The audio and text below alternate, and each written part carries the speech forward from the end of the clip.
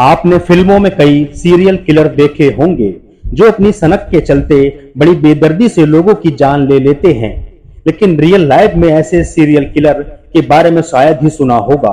आज हम आपको ऐसे ही सीरियल किलर की स्टोरी बताने जा रहे हैं जिसका नाम सुनकर ही लोगों में सिरहन पैदा हो जाती थी।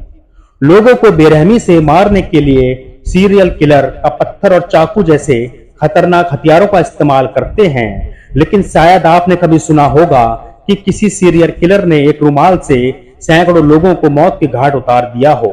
इस सीरियल किलर का नाम है ठग बहराम, जिसने 900 से अधिक लोगों को अपने रुमाल के सहारे मौत के घाट उतार दिया था। 1765 में बहराम का जन्म मध्य प्रदेश के जबलपुर में हुआ था। यदि आज के हिसाब से कहा जाए तो इस ठग का जन्म मध्य भारत में हुआ था। 75 साल की उम्र में उसे उसकी बेरहमी के कारण फांसी की सजा दी गई थी। हालांकि तब उसे पकड़ना इतना आसान नहीं था। ठग बहराम को गिरफ्तार करने से पहले उसके गुरु अमीर अली को पकड़ा गया था। उस दौरान भारत पर ईस्ट इंडिया कंपनी यानी अंग्रेजी हुकूमत का अधिकार हुआ करता था। ठग बहराम का आतंक इतना था, अंग्रेजी हुकूमत भी उससे घबराती थी। ठग बहराम व्यापारियों, पर्यटकों, सैनिकों और तीर्थयात्रियों के काफिलों को अपना शिकार बनाता था। ठग बहराम के लोग भेष बदलकर इनके साथ लग जाते थे। इसके बाद जब रात में ये लोग सो जाते तो यह खूनी गिरोह लोगों को अपना शिकार बनाता था। कहते हैं कि बहराम जिस रास्ते से गुजरता था वहां लाशों के ढेर लग जाते थे।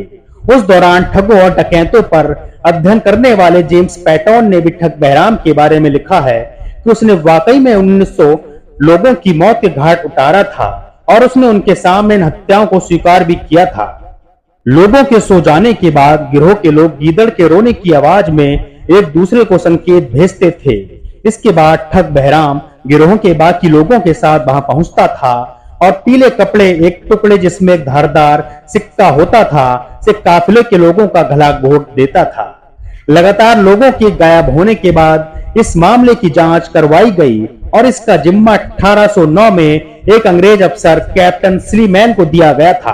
कैप्टन स्लीमैन ने जांच करने के बाद खुलासा किया यह काम ठग बहराम गिरोह कर रहा है और वही लोगों की हत्या करने के बाद उनकी लाशें तक गायब कर देता है। कैप्टन स्लीमैन ने बताया था कि ठग बहराम के गिरोह में करीब 200 लोग के आसपास मौजूद हैं।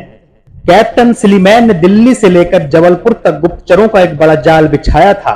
इसके बाद गिरोह की भाषा को समझा गया। कैप्टन स्लीमैन ने खुलासा करते हुए बताया कि ठग रामोसी भाषा का इस्तेमाल करते थे। बहराम गिरोह का लोगों को खत्म करने के दौरान इस भाषा का इस्तेमाल करता था। हालांकि 10 सालों बाद बहराम को गिरफ्तार किया गया था।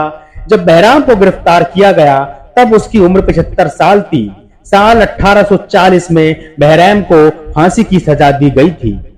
तो दोस्तों, ये थी कहानी, सच्ची कहानी ठग बहराम की, जिसने एक रुमाल और एक सिक्के की मदद से 931 लोगों को गला घोट के मारा था।